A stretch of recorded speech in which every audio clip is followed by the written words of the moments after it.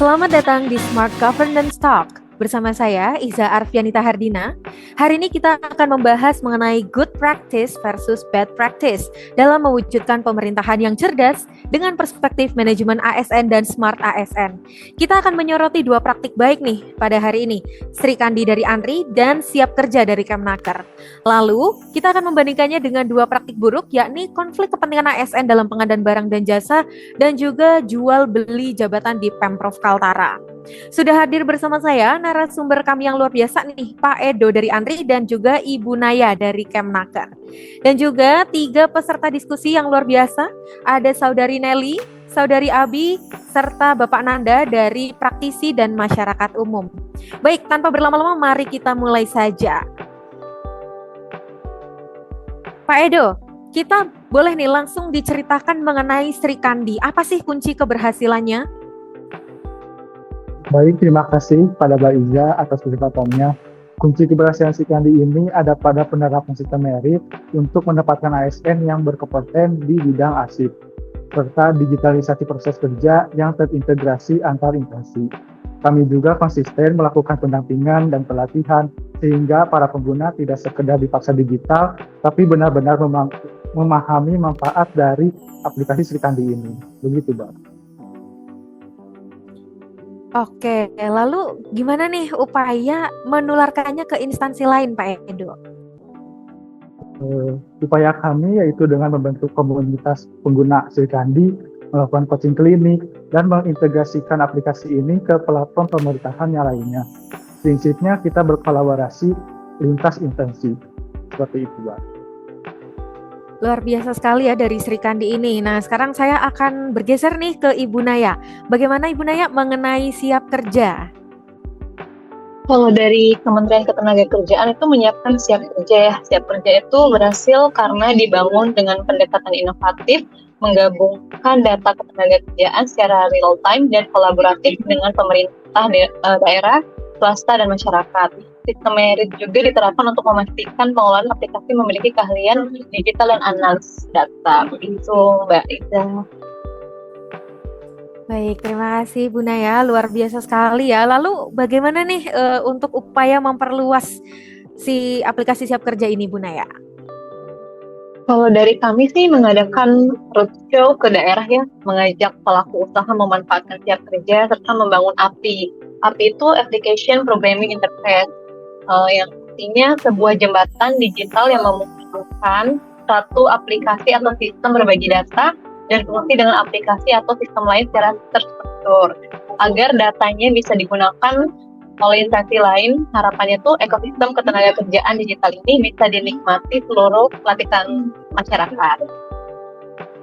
Baik, terima kasih Bu Naya. Nah, sebelum kita beranjak ke praktik buruk, saya ingin dengar tanggapan dari para peserta kita nih. Ada Mbak Nelly sebagai ASN muda. Apa nih masukan Mbak Nelly? Oke, terima kasih Mbak Iza. Menurut saya kunci keberhasilan bisa lebih kuat kalau ada program yang partnership ya Mbak ya untuk ASN agar rencana mereka bisa mengembangkan inovasi serupa. Nah, pertanyaan saya nih Mbak, apakah kedua aplikasi ini juga bisa punya rencana untuk membuka open data bagi publik? Baik, terima kasih. Pertanyaannya menarik sekali ya ini Mbak Nelly ya. Mungkin bisa dijawab dulu oleh Pak Edo dari ANRI. Baik, terima kasih atas pertanyaannya Mbak Nelly. Untuk aplikasi Sri Kandi ini memang tidak ditujukan untuk akses publik ya Mbak, namun hanya untuk internal di setiap instansi.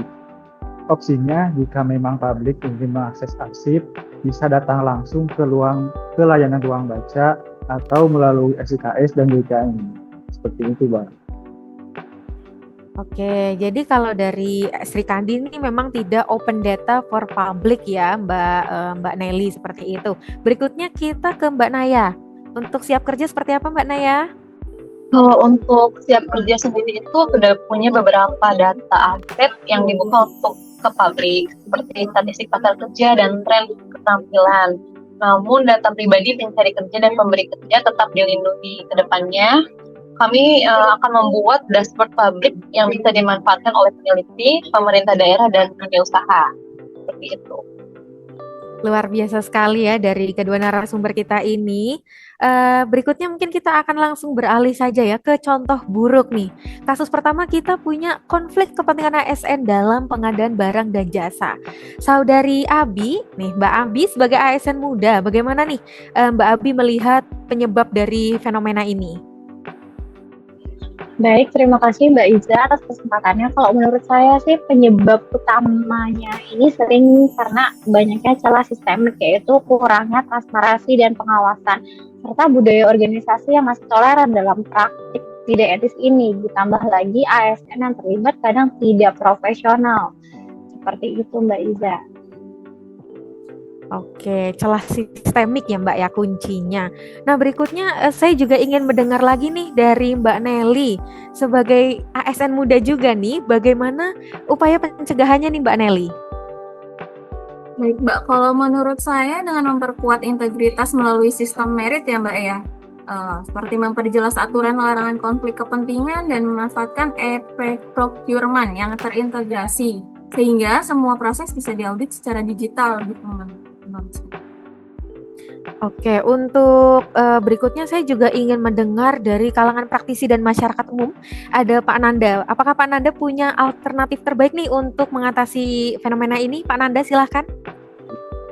Menurut kajian penelitian di tempat kita terkait isu tersebut, kita bisa merekomendasikan yaitu menerapkan sistem whistleblowing system yang aman serta rotasi jabatan secara berkala agar tidak ada pihak yang menguasai proses terlalu lama terkait isu tersebut, Mbak. Baik, terima kasih. Luar biasa sekali ya para peserta di sini memang cukup kritis dalam memberikan masukan-masukannya. Kita akan beranjak ke kasus kedua. Kasus kedua ini juga tidak kalah menarik, yakni ada fenomena jual beli jabatan di Pemprov Kaltara. Pak Nanda, kita akan ke Pak Nanda lagi ya. Sebagai praktisi dan juga masyarakat umum, bagaimana nih pandangan Bapak mengenai hal ini? Silakan Pak Nanda. Terkait isu tersebut, menurut saya itu sangat berpotensi merusak kepercayaan publik. Dan saya sering melihat di lapangan terkait dampaknya akan sangat luas itu. Nah, penyebabnya sangat jelas, yaitu penyalahgunaan wewenang, lemahnya pengawasan, dan orientasi jabatan yang lebih ke keuntungan pribadi daripada pelayanan publik ini. Oh, terima kasih Bapak Nanda ya untuk masukannya nih. Berikutnya saya ingin mendengar dari Ibu Naya. Bagaimana Bu Naya untuk upaya pencegahan kasus serupa nih Ibu Naya? Silahkan. Baik, upaya untuk pencegahannya itu dengan cara memastikan rekrutmen dan promosi ASN berbasis kompetensi dan kinerja, bukan koneksi, dan juga memperkuat peran BKN untuk mengawasi penerapan sistem merit dalam manajemen ASN dan membuka akses publik terhadap proses seleksi. Seperti itu, Mbak. Oke, kira-kira Ibu Naya punya nggak nih alternatif terbaiknya untuk isu ini? Untuk alternatifnya terbaik itu menurut saya sih menerapkan sistem asesmen center digital ya yang transparan, di mana hasil tes dapat diverifikasi publik sehingga peluang untuk transaksi gelap bisa ditekan. Seperti itu, Mbak. Baik, terima kasih ya kepada Ibu Naya dan juga Pak Nanda nih dalam segmen ini. Berikutnya, sebelum kita masuk ke penutup, saya melihat ini dari Mbak Abi seperti ada raut-raut ingin bertanya. Silahkan Mbak Abi.